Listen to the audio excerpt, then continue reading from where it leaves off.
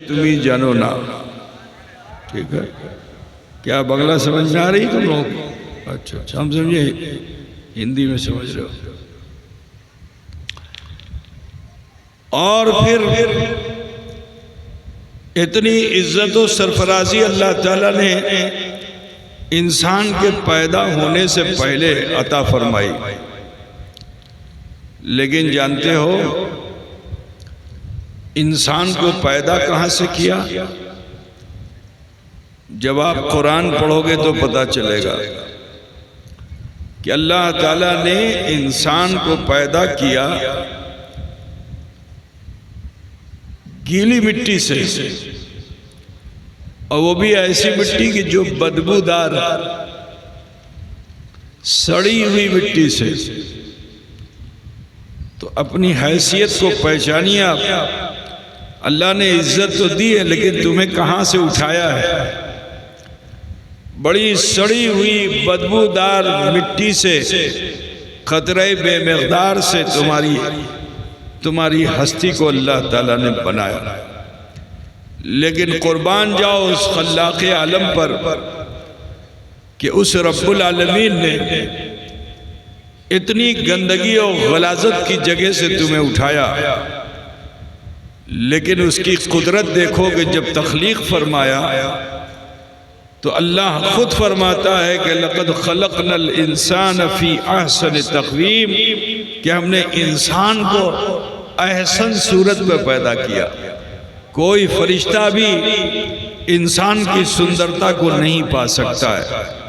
اور صرف یہی نہیں کہ احسن صورت پہ پیدا کر کے چھوڑ دیا ہو، بلکہ اللہ تعالیٰ ارشاد فرماتا ہے کہ لَقَدْ كَرَّمْنَا بَنِي آدَمَ، تحقیق کہ ہم نے انسان کو مکرم کر دیا.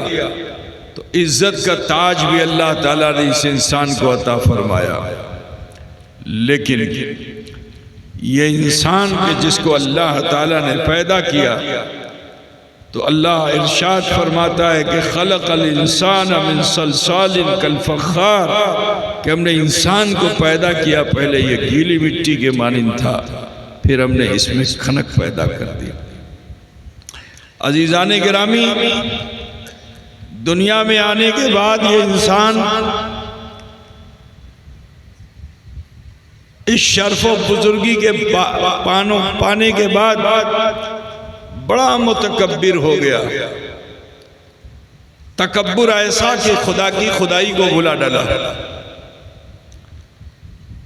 جھکنے پہ آ گیا تو اس طرح جھک گیا کہ کوئی کنکڑ پتھر مل جائے تو اس کے سامنے ماتھا ٹیکنے لگا. ذرا سوچو، اللہ نے اتنی عزت دی تھی لیکن انسان اتنا ارذل ہو گیا. مگر اس کے باوجود بھی رب العالمین نے، پروردگار عالم نے انسان کو رذیل و ذلیل نہیں کیا، اس کی ہستی کو نہیں بٹایا.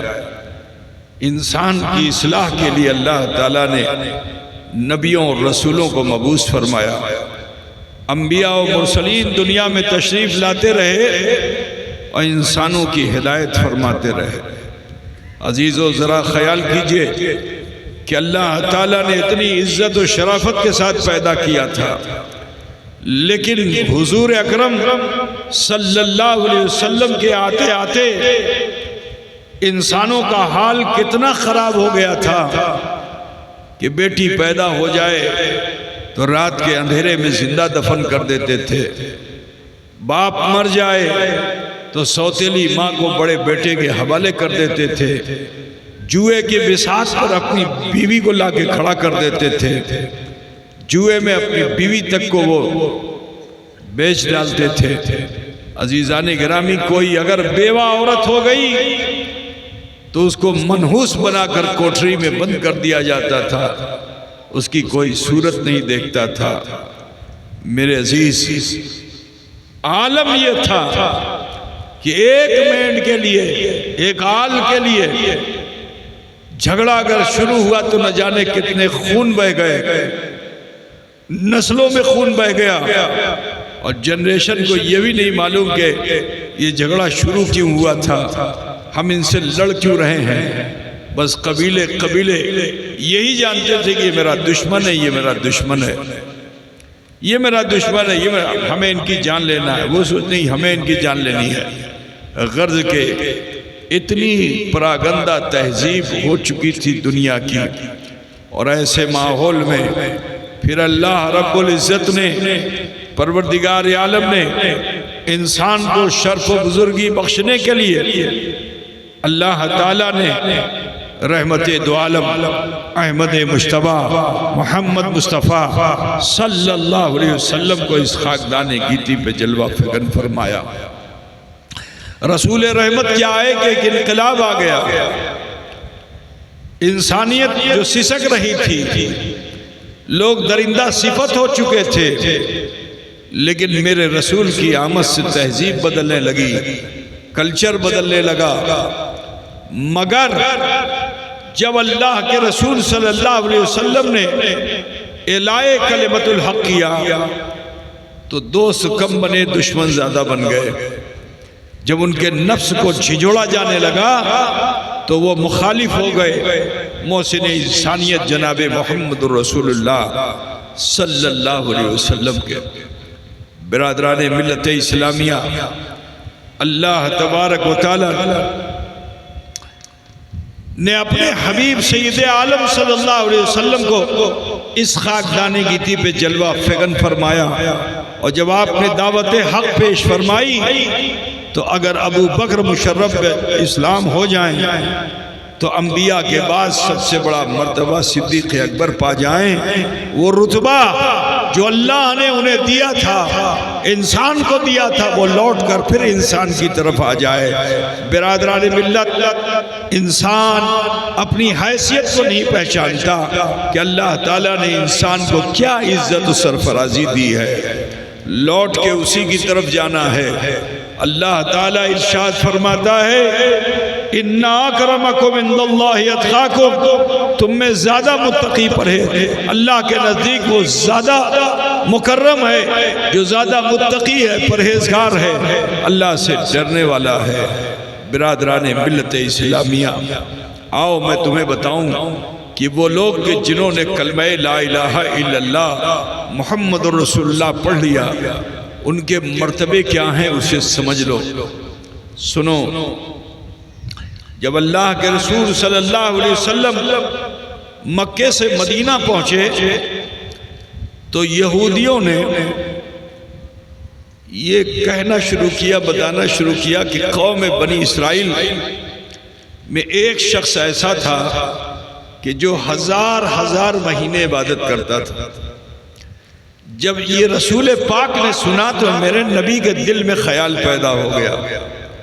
اب جب رسول اللہ کے دل میں خیال پیدا ہوا کہ کاش کہ میری امت کی عمر بھی اتنی لمبی ہوتی کہ وہ بھی ایسی عبادت کرنے والے ہوتے، تو میں آپ کو بتا دوں کہ اللہ کے رسول کے دل کے خیال کو اللہ قبول فرما کر اسے کلام الہی میں تبدیل فرما دیا کرتا ہے۔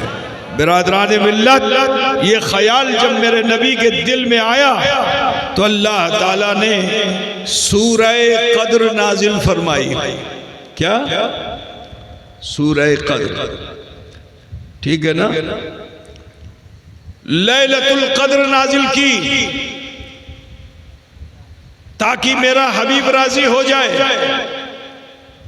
اللہ فرماتا اِنَّا أَنزَلْنَاهُ فِي لَيْلَةِ الْقَدْرِ، کہ بے شک ہم نے قرآن کو نازل کیا لیلۃ القدر میں۔ اور پھر لیلۃ القدر کے بارے میں اللہ کیا فرماتا ہے؟ لیلۃ القدر خیر من الف شہر، کہ یہ لیلۃ القدر جو ہے وما ادراک ما لیلۃ القدر، کیا آپ نے نہیں دیکھا کہ یہ رات قدر والی کیسی ہے؟ لیلۃ القدر خیر من الف شہر، کہ لیلۃ القدر وہ ہے کہ جو ایک رات 1000 مہینوں پر باری ہے۔ کودا بوجھتے چلنا۔ اچھا، یہاں میں ایک بات اور بھی بتاتا چلوں کہ حضرت جبریل امین علیہ تیت و ثنا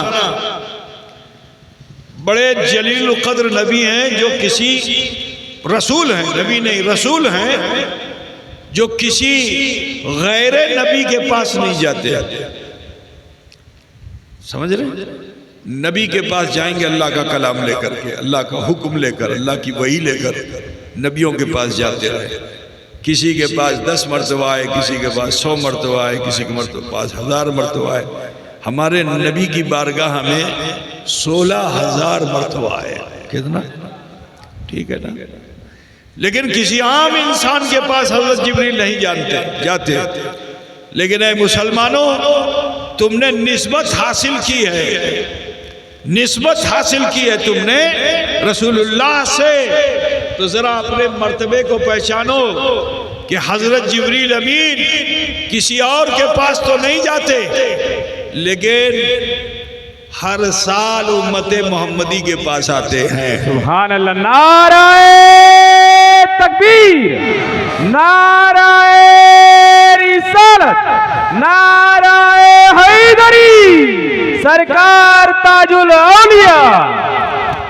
ذرا خیال فرمائیے کہ آپ جب شب برات ہو، شب لیلۃ القدر ہوتی ہے تو بولو پورا گاؤں جوش میں ہوتا ہے کہ نہیں ہوتا ہے؟ کوئی فاتحہ کراتا ہے، کوئی نماز پڑھتا ہے، کوئی قرآن پڑھتا ہے. رات میں ایسا لوگ کرتے ہیں کہ نہیں کرتے؟ کرتے ہیں نا. تو ذرا سوچو، ایک رات اگر مسلمان نفل عبادت میں لگ جائے تو اللہ تبارک و تعالیٰ فرشتوں کو بھیجتا ہے. اور صرف فرشتوں کو نہیں بھیجتا، فرشتے کے سردار کو بھی بھیجتا ہے کہ تنزل الملائکۃ والروح فیہا بإذن ربہم من کل امر. سمجھ رہے ہیں آپ کہ تنزل الملائکۃ والروح، فرشتوں کو اللہ تعالیٰ نے آسمانوں سے بھیجا سردار ملائکہ مکین سدرہ جبریل امین کے ساتھ کہ جاؤ جاؤ دیکھو میرے مصطفیٰ کا امتی کیسا ہے. تم کہتے تھے ازل میں یہ جھگڑا کرنے والا ہے، یہ فساد کرنے والا ہے، یہ خون خرابہ کرنے والا ہے، یہ جنگ و جدال کرنے والا ہے.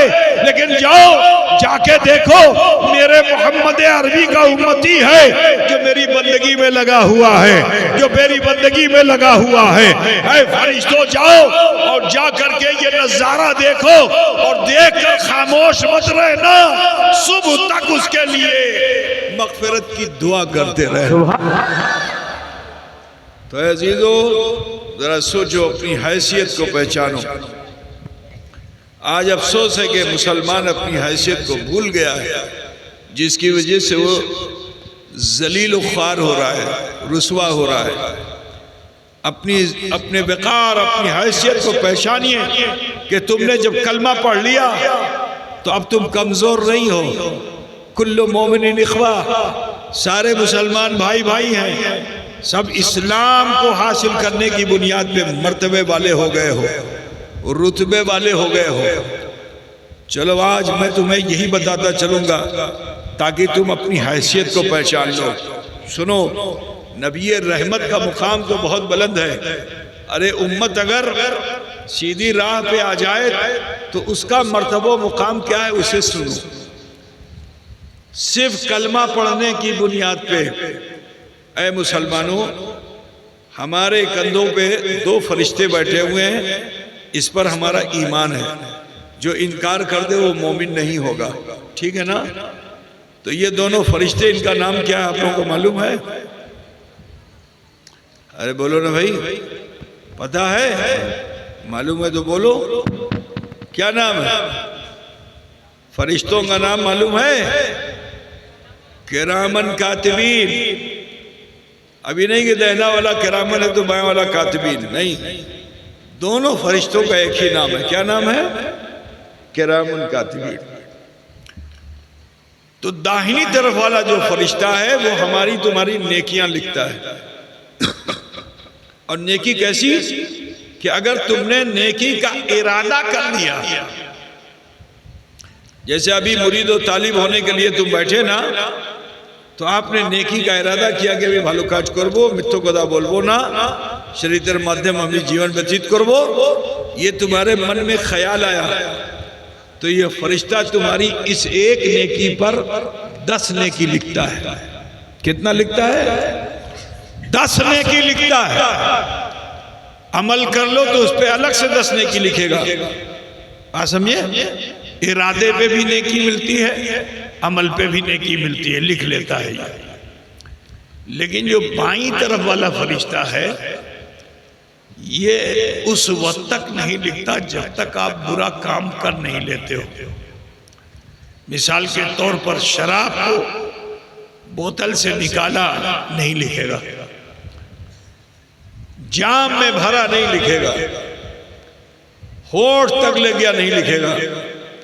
لیکن جیسے ہی ہونٹ سے لگاؤ گے شراب اگر لگی تمہارے بدن سے، پینا تو بڑی بات ہے، صرف بدن سے لگ گئی شراب تو لکھ لے گا. بجھ گیا نا؟ اے عزیزو، لیکن اپنی حیثیت کو پہچانو کہ تم مسلمان ہو، تم نے کلمہ پڑھا ہے تو اللہ نے تمہارے رتبے کو کتنا بلند کیا ہے کہ یہ فرشتہ بھی امت رسول تم ہو تو یہ فرشتہ بھی تم پہ مہربان ہے کہ جس وقت تم سے خدا نہ خواستہ کوئی برائی ہوتی ہے اور یہ لکھنے جاتا ہے تو داہنی طرف والا فرشتہ بائیں طرف والے فرشتے سے کہتا ہے کہ اے فرشتے ٹھہرو ٹھہرو، رکو رکو، ابھی لکھنا نہیں، ہو سکتا ہے کہ اسے توبہ کی توفیق ہو. سبحان اللہ، سبحان اللہ، اللہ اکبر. آج مسلمان اپنی حیثیت کو بھول گیا ہے. کاش کہ مسلمان اپنی حیثیت کو چین کے رہتا تو آج اتنا ذلیل نہیں ہوتا جتنا آج سماج میں ہم ہو رہے ہیں. جو آتا ہے وہ تھپڑ لگا کے چلا جاتا ہے، جو آتا ہے ہماری زمین قبضہ کر لیتا ہے، جو آتا ہے ہمارے مکان کو گرا دیتا ہے، جو آتا ہے ہماری مسجد کو قبضہ کر لیتا ہے. ہمارے قبرستان، ہماری خانقاہیں، ہمارے مدارس محفوظ نہیں ہیں. کیوں؟ اس لیے کیونکہ ہم نے شریعت محمدی کو چھوڑ دیا ہے، ہم نے اپنی طبیعت پہ جینا پسند کر لیا ہے. عزت والے تھے، ذلت کی زندگی جی رہے ہو. اے مسلمانوں، کاش کہ تم اپنی حیثیت کو پہچان لیتے تو آج تمہارا مرتبہ کیا ہوتا. برادران اسلام، میں یہاں ایک بات بتا دوں کہ دیکھو قرآن پاک میں اللہ تعالیٰ فرماتا ہے کہ کنتم خیر امت اخرجت للناس تأمرون بالمعروف وتنہون عن المنکر، کہ تم بہترین امت ہو. تمہیں اللہ تعالیٰ نے انسانوں کے درمیان سے سیلیکٹ کر لیا ہے، چن لیا ہے. یہ تو سمجھتے ہو نا؟ کیا بولتے ہیں اس کو؟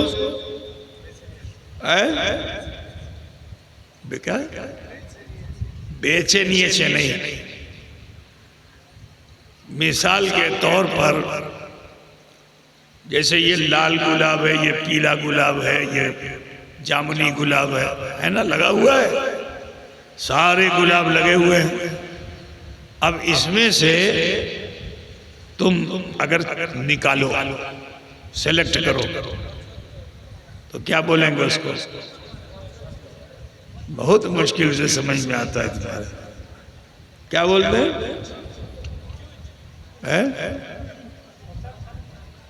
ہے نا؟ پسند ہو، پسند ہو. اچھا، سیلیکشن نہیں سمجھتے انگریزی میں؟ کیا؟ پسین. تھوڑا بڑھا دو تو پسینہ ہو جائے گا جو بہ رہا ہے ابھی، ہے نا؟ اب تو سمجھ گئے نا میرا مقصد. مجھے لگتا ہے جب تم نہیں سمجھتے تو مجھے ٹینشن ہونے لگتا ہے، یہ لگتا ہے میں سمجھ نہیں رہا ہے، تو پھر مجھے بجھانے کے لیے سب کرنا پڑتا ہے. مجھے اپنی چین نہیں کرانی ہے، مجھے اپنی بولی سے تمہیں متاثر نہیں کرنا ہے. میں یہ چاہتا ہوں کہ دین کی دعوت بس دل میں ڈھک جائے تاکہ تمہاری برائیاں تمہارے دل سے نکل جائیں اور تم اتنے اچھے ہو جاؤ کہ اللہ تبارک و تعالیٰ دنیا میں بھی تمہیں عزت دے اور کل جب میدان محشر پہنچو تو وہاں بھی اللہ تمہیں عزت دے. سبحان اللہ، حق اللہ. تو اللہ فرماتا ہے کنتم خیر امت اخرجت للناس تأمرون بالمعروف وتنہون عن المنکر، کہ تم بہترین امت ہو، تمہیں انسانوں کے درمیان سے پسندو کیا گیا ہے. اللہ نے تو ساری مخلوق میں انسان کو پسند کیا، لیکن پھر ذرا سوچو 18,000 مخلوق، اس میں سے اللہ نے انسان کو پسند کیا، اور پھر انسانوں میں سے اللہ نے مومنوں کو پسند کیا۔ تو اپنی تو کوالٹی ہوئی کہ نہیں ہوئی؟ کتنے چھڑے چھڑائے تم ہو خالی اس لیے کیونکہ تم نے کلمہ پڑھا ہے؟ ذرا سوچئے، تو اللہ تم پہ ناز کرتا ہے کہ جو میرے محمد کا شہدہ ہے، جس نے کلمہ لا الہ الا اللہ محمد رسول اللہ پڑھ لیا ہے، اللہ تعالیٰ تم پہ کتنا ناز کرتا ہے۔ ذرا سوچو کہ وہ فرما رہا ہے کہ وہ شریعت پہ ہی عمل کرنے والے ہیں، ٹھیک ہے نا؟ تَأْمُرُونَ بِالْمَعْرُوفِ وَتَنْهَوْنَ عَنِ الْمُنْکَرِ، کہ یہ جو محمد کے شہدہ ہوتے ہیں یہ طبیعت پہ نہیں جیتے، مصطفیٰ کی دی ہوئی شریعت پہ جیتے ہیں۔ جس چیز سے نبی نے منع کر دیا رک جاتے ہیں، جس چیز کو کرنے کا حکم دیا جاتا ہے اسے کر لیتے ہیں۔ کیا مرتبہ ہے مسلمانوں تمہارا! لیکن آج افسوس ہے کہ اپنی ہستی کو تم پہچان نہیں رہے ہو۔ اپنی ہستی کو پہچانو، اپنے مرتبے کو پہچانو مسلمانوں۔ آؤ میں یہاں تھوڑی سی بات عرض کر دوں، وقت زیادہ ہو رہا ہے اس لیے زیادہ لمبی بات نہیں کروں گا، مختصر میں اگر کچھ باتیں ذہن میں اتر جائیں تو بڑی بات ہے نا؟ تو سنیے، ہم اور آپ انشاءاللہ تعالی مریں گے۔ بولو مریں گے کہ نہیں مریں گے؟ موت برحق ہے، جو انکار کرے وہ مومن نہیں ہوگا، مرنا تو ہے ہی ہے۔ اچھا، جب ہم مرتے ہیں، جس سمے ہمیں موت آتی ہے تو یہ دونوں فرشتے جو ہیں نا یہ اتر جاتے ہیں جو ہمارے اعمال لکھتے ہیں۔ جب لکھتے ہیں، اب آپ مر گئے تو عمل آپ کا سیس، تو ان کا بھی کاج سیس۔ تو یہ فرشتے جو کندھوں پہ بیٹھے ہوئے ہیں یہ اتر کر فریاد کرتے ہیں اللہ سے، جیسے کڑیا ٹال کا آدمی کام کرنے مالدہ جائے تو جب کام سیس ہوگا تو کہاں لوٹ کے آئے گا؟ بولو، موتھا باڑی کام کر کے لوٹے گا، دکان سے بند کر کے واپس اپنے گاؤں اپنے گھر، ہے نا؟ کام جب سیس ہوگا تو اپنے سماج میں جانے کی چاہت بڑھ جاتی ہے، جلدی سماج میں چلو، بیوی سے ملنا ہے، اماں سے ملنا ہے، بچوں سے ملنا ہے، سماج سے ملنا ہے، پڑوسی سے ملنا ہے نا؟ جوش بنتا ہے کہ نہیں بنتا ہے؟ تو جس طرح سے ہمارا سماج، ہم کڑیا ٹاڑ کے ہمارا سماج یہاں ہے، کہیں رہتے ہیں لوٹ کر یہیں آتے ہیں، اسی طرح سے فرشتوں کا سماج آسمان میں ہے۔ کہاں ہے؟ آسمان میں۔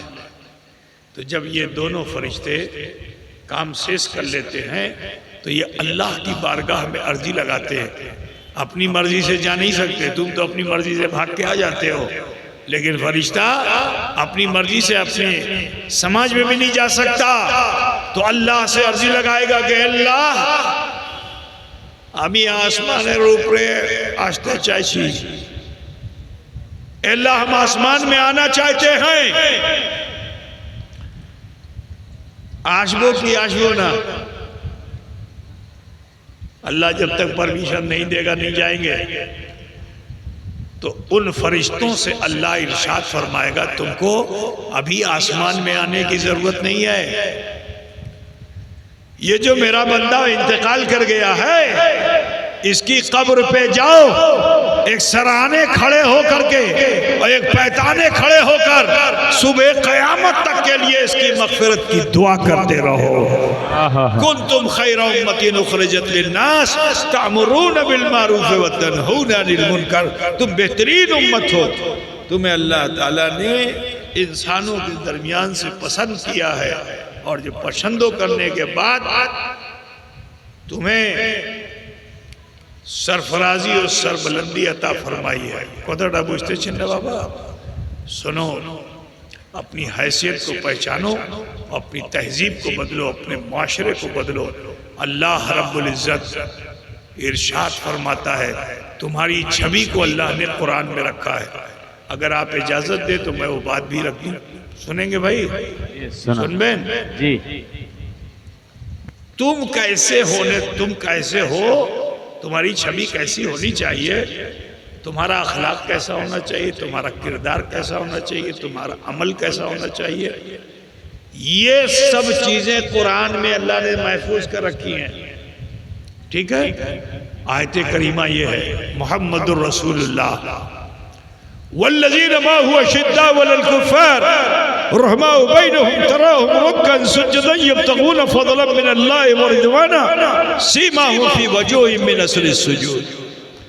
محمد صلی اللہ علیہ وسلم اور ان کے ماننے چاہنے والے کافروں پر شدت پسند ہے.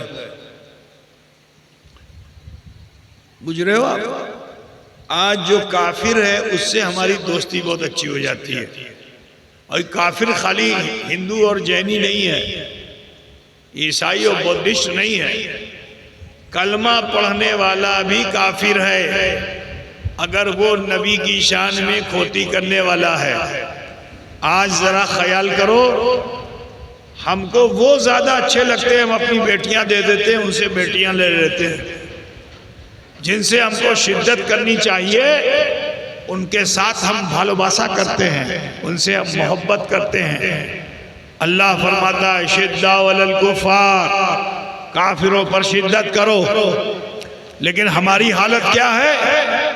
غور سے سنیے، ہماری حالت کیا ہے کہ ہم ان سے دوستی کرنا پسند کرتے ہیں کیونکہ وہاں ہماری زبان کو لذت ملتی ہے، ہمارے نفس کو لذت ملتی ہے، ہمیں ٹکا پیسہ ملتا ہے، ہمیں مال ملتا ہے، ہمیں دولت ملتی ہے، تو ہم ان سے اچھے رشتے بنانے کی کوشش کر رہے ہیں. شکل ہماری کتنی بگڑی ہوئی ہے. اللہ نے جو چھبی قرآن میں رکھی ہم ویسے نہیں دکھ رہے ہیں. اللہ فرماتا ہے محمد الرسول اللہ والذین معہ اشداء علی الکفار، اور جو محمد الرسول اللہ کے ساتھی سنگی ہیں وہ کافروں پر شدت پسند ہے. اور آپس میں صلہ رحم ہے. صلہ رحم سمجھتے ہو کہ نہیں؟ صلہ رحم نہیں جانتے ہو نا؟ کس کو کہتے ہیں؟ بھالوباسا رکھنا. سمجھ گئے نا؟ آپس میں بھالوباسا رکھتے ہیں. ذرا قرآن کی اس آیت کو سامنے رکھو، اپنا جیون دیکھو. کافر سے تمہاری دوستی ہے، آپس میں بھائی بندو رشتہ دار سے جھگڑا ہے کیونکہ یہاں زمین میں 1 سینٹی میٹر کا اختلاف ہے. یہاں دیوار اس نے میری 1 فٹ آگے کر لی، 1 فٹ پیچھے کر لی. سمجھ رہے ہیں آپ؟ تو ہماری حالت کیا ہو گئی ہے کہ آپس میں ہم جھگڑے کر رہے ہیں، لڑ رہے ہیں. اور صرف یہی نہیں، اب تو پیری مریدی میں بھی جھگڑے کرتا ہے. کہتا ہے یہ میرا پیر ہے، وہ میرا پیر ہے، اس سے کتھا نہیں بول رہا ہے، اس سے کتھا نہیں بول رہا ہے. کتنے گندے تم ہو چکے ہو. اپنی تہذیب کو بدلو اے مسلمانوں.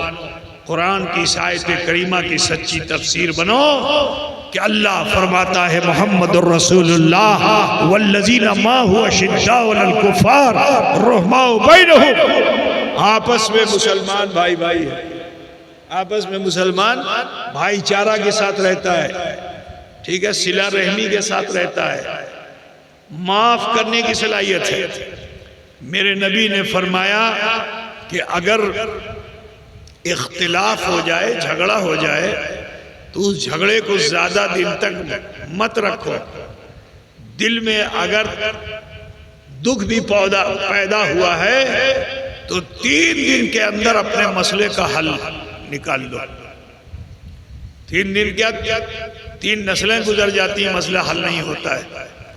آج کا مسلمان ایسا ہو چکا ہے. لوٹو اے مسلمانوں، یہ جو ذلت کی زندگی ہے ہمیں مل رہی ہے، اس کی ایک وجہ یہ ہے کیونکہ ہم نے اپنے مزاج کو بدل رکھا ہے. ہم دنیا دار ہو گئے ہیں، مصطفیٰ کے وفادار نہیں ہیں. اے عزیزو، وفاداری مصطفیٰ میں جیون گزارو، اللہ پھر سے تمہیں تمہاری عزت کو لوٹا دے گا. خدا بوجھتے چھنے بابا. تو قرآن کی آیت کریمہ میں پڑھ رہا ہوں، اسی سے اپنی حیثیت کو سمجھیے. ٹھیک ہے نا؟ تیسری بات جو قرآن میں ہے وہ کیا ہے؟ تراہم رکعا سجدا یبتغون فضلا من اللہ ورضوانا. اے سنی مسلمانوں، تم تو شنی بتاسا لے کے بیٹھ جاتے ہو، بچہ جوان بوڑھا عورت مرد سب جمع ہو جاتے ہیں، لیکن ذرا سوچو کہ حی علی الصلاح حی علی الفلاح پہ کتنے لوگ جمع ہوتے ہیں؟ بولو کیا ہم اس آیت کریمہ کی سچی تفسیر بن پائے؟ قرآن تو یہ کہہ رہا ہے کہ مسلمان وہ ہوتا ہے کہ جو نماز کو فراموش نہیں کرتا، تراہم رکن سجدا یبتغون فضلا من اللہ ورضوانا، انہیں دیکھا جاتا ہے کہ وہ رکوع اور سجدے کی حالت میں ہوتے ہیں۔ یہاں ہفتہ گزر جاتا ہے، مسجد کی صورت نہیں دیکھتے۔ میرے پیارے تہذیب بدلو، یہ ذلت یہ رسوائی جو آج سماج میں ہمیں مل رہی ہے، ہر کوئی تمہارے گال پہ تماچے لگانے کے لیے کھڑا ہوا ہے، اس لیے کیونکہ تم نے شریعت محمدی کا دامن مضبوطی سے پکڑ کر نہیں رکھا ہے۔ چاہتے ہو کہ سرفرازی ملے تو پھر سے لوٹ آؤ اور شریعت کے دامن کو تھام لو، انشاءاللہ تعالی عزت تمہیں ملے گی، سرفرازی تمہیں ملے گی، پاور تمہیں ملے گا، شکتی تمہیں ملے گی۔ تو قرآن یہ کہہ رہا ہے تراہم رکن سجدا یبتغون فضلا من اللہ ورضوانا، دیکھا جاتا ہے انہیں کہ وہ رکوع اور سجدے کی حالت میں ہے۔ یہاں ایک عقیدے کی بھی بات بتا دوں کہ آج جن سے ہم رشتہ داری کرنے کے چکر میں لگے ہوئے ہیں، نہ دیکھتے ہیں سنی، نہ دیکھتے ہیں وہابی، نہ دیکھتے ہیں دیوبندی، جہاں مل گیا وہیں دولت ملی، رشتہ وہیں کر لیا، یہ نہیں دیکھا کہ ایمان ہمارا کمزور کتنا ہو رہا ہے۔ وہ لوگ کیا کہتے ہیں کہ نماز میں اگر نبی کا خیال آ گیا تو نماز نہیں ہوگی، ایسا بولتے ہیں نا، جدی خیال نبی کا آ گیا تو نماز ہوئے نا، بکری کا خیال آ جائے تو ہوئے، لیکن نبی کا آوے نہیں ہوگی۔ ایسا بولنے والوں سے آپ رشتہ کرتے ہو، لوٹو اور باطل سے رشتے کرنا چھوڑو۔ اے مسلمانوں سنو، قرآن کی اس آیت کریمہ کی تفسیر سنو کہ قرآن یہ کہہ رہا ہے تراہم رکن سجدا یبتغون فضلا من اللہ ورضوانا، کہ انہیں دیکھا جاتا ہے رکوع و سجدے کی حالت میں یہ اللہ کے فضل کو تلاش کرتے ہیں۔ کسے تلاش کرتے ہیں؟ اچھا اللہ کا فضل ہے کیا؟ سارے جہان کا معائنہ کر لو کہ اللہ کا فضل ہے کیا؟ کیا ڈھونڈتے ہو آپ؟ پہاڑ ڈھونڈتے ہو کہ پیڑ ڈھونڈتے ہو کہ پانی ڈھونڈتے ہو کہ آسمان ڈھونڈتے ہو، سورج ڈھونڈتے ہو کہ چاند ڈھونڈتے ہو؟ یہ اللہ کا فضل ہے کیا؟ فضل اللہ کیا چیز ہے؟ تو میں آپ کو بتانا چاہتا ہوں، یہ زمین و زمان، یہ چنین و چنا، یہ مکین و مکان، یہ سارا جہاں جو کچھ بھی بنا ہے یہ میرے مصطفیٰ کے صدقے سے بنا ہے۔ یہ لوح، یہ قلم، یہ کرسی، آسمانوں میں بھی جو کچھ ہے وہ میرے مصطفیٰ کے صدقے سے ہے۔ پتہ بجھ رہے ہو نا؟ تو پھر فضل کیا ہے؟ کیا اللہ فضل ہے یا قلم فضل ہے یا کرسی فضل ہے یا عرش فضل ہے کیا فضل ہے؟ تو میں بتاتا چلوں کہ فضل اللہ یہ سب نہیں ہے، سارے جہان میں جو کچھ بھی ہے یہ فضل حبیب اللہ ہے، اور فضل اللہ ہی جناب حبیب اللہ۔ سبحان اللہ، قدر بجھ گیا نا کہ فضل اللہ ہی جناب حبیب اللہ ہے۔ معلوم کیا ہوا کہ جو نماز میں خیال نبی نہیں لائے گا نماز اس کی نہیں ہوگی۔ نبی کا خیال لانا ضروری۔ اچھا اگر نبی کا خیال نہیں لاؤ گے تو کبھی ٹانگ اتنی پھیل جائے گی، کبھی کھڑے ہوگے تو پیر ایسے ہو جائے گا، کبھی سجدے میں جاؤ گے تو ناک اٹھ جائے گی، کیونکہ نبی کا خیال نہیں ہے۔ لیکن اگر نبی کا خیال آ گیا تو ناک پہلے ٹکاؤ گے، پیشانی بعد میں ٹکاؤ گے، پیر کو جب جماؤ گے تو آپ کی 10 انگلیاں پیر کی قبلے کی طرف ہوگی۔ نبی کا خیال جب آئے گا تو آپ کی انگلیاں پھیلی ہوئی نہیں ہوں گی، قبلے کی طرف سمٹی ہوئی ہوں گی۔ جب نبی کا خیال آئے گا تو تکبیر تحریمہ سے لے کر اور سلام تک آپ خیال نبی میں ہی رہو گے۔ ارے بولو بھائی، رہو گے کہ نہیں رہو گے؟ عظیم خیال نبی میں ہی نہیں بلکہ نبی کی سوال امت کا بھی خیال کرو گے۔ کس کا؟ التحیات پڑھ کے بتاؤ ذرا، آپ کو یاد ہے التحیات؟ چلو تم کھڑے ہو پڑھو، کھڑے ہو کے پڑھو اور تیار پڑھ کے بتاؤ. ارے پڑھنا، کھڑے ہو کے ڈرتا کیوں ہے؟ پڑھ. ہاں آئیے اس کے بعد والسلام علینا عباد اللہ الصالحین. بس بیٹھ جاؤ. خیال کس کا آیا؟ اتحیات پڑھا اللہ کا خیال، اتحیات پڑھا نبی کا خیال. اور اتنا خیالی نہیں بلکہ ہم تو نماز میں نبی کو دیکھتے ہیں، کیونکہ یا ایوہا یہ ایسا شبد ہے کہ جسے حرف ندا کہتے ہیں، اور حرف ندا میں یا ایوہا اے جیرے ان ہے، تو اس میں ایوہا شبد کا استعمال کیا گیا. تو اس ایوہا نے بتا دیا کہ جب ہم نماز میں ہوتے ہیں تو صرف ہم اللہ سے قریب نہیں ہوتے بلکہ محمد الرسول اللہ صلی اللہ علیہ وسلم. نعرہ تکبیر، نعرہ رسالت، خیال مصطفیٰ، اختیار مصطفیٰ. سمجھ گیا نا؟ وَعَلَىٰ عِبَادِ اللَّهِ الصَّالِحِينَ. وہی لوگ ہیں جن پہ اللہ کا انعام ہے نا؟ ان کا بھی خیال. غوث اعظم نے کیسے نماز پڑھی، خواجہ اعظم نے کیسے نماز پڑھی، مخدوم اشرف نے کیسے نماز پڑھی، سراج اخی سراج آئین ہند نے کیسے نماز. ان سب پہ سلام ہے. کیا سلام کیوں ہے؟ کیونکہ ان کا احسان ہے کہ ہم مسلمان ہیں. سبحان اللہ. بہت بوجھتے ہیں نا کہ ان پہ بھی جو اللہ کے صالح بندے ہیں ان کو سلام ہم کرتے ہیں، سلام ان کو بھی کرتے ہیں. احسان ان کا ہے کہ آج ہمارے سینوں میں حق موجود ہے، اس لیے ہم ان کو بھی سلام کرتے ہیں. اچھا اسی پہ بس نہیں، یہ سلام جب ہو جاتا ہے تو پھر ہم نبی اور آل نبی پر درود بھی بھیجتے ہیں. سبحان اللہ. اور درود نہ بھیجے تو نماز ہی مکمل نہیں ہوگی. قدرہ بوجھتے چھنا تو معلوم کیا ہوا کہ قرآن کہہ رہا ہے محمد الرسول اللہ والذین معه اشداء علی الکفار الرحماء بینہم تراہم رکعا سجدا یبتغون فضلا من اللہ ورضوانا. کہ یہ اللہ کے فضل کو تلاش کرتے ہیں، یعنی جناب محمد الرسول اللہ کے فیضان کرم کو ڈھونڈتے ہیں. اور جب انہیں مل جاتا ہے آدمی، مثال کے طور پر اب تمہیں تھوڑا بجھا دوں تو سمجھ بات آ جاتا ہے. موتی نکالنے والوں کو تم نے دیکھا نہیں، لیکن ککڑا نکالنے والے کو دیکھا ہوگا.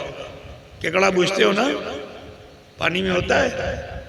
تو ککڑا نکالنے والا جو ماہر ہوتا ہے ڈبکی لگا کے جاتا ہے، ہاتھ اندر ڈالتا ہے، اور جب تک کیکڑا پکڑ میں نہیں آتا وہ ڈبکی میں لگائے رہتا ہے. بولو. اور جب کیکڑا مل گیا تو پانی میں رہے گا پھر؟ ارے بولو بھائی، پانی میں رہے گا تو لے کے نکل آئے گا اوپر. کوئی تمثیل نہیں ہے، کوئی تمثیل نہیں ہے. بلا تمثیل و تشبیہ مجھے کہہ لینے دو. سجدے میں گئے، اللہ کا فضل، اللہ کا انعام جب ملا تو اب رکنے کی ضرورت نہیں ہے. یہ غوطہ جو تم نے لگایا سجدے کا، تو سجدے سے جب سر اٹھاتے ہو تم تو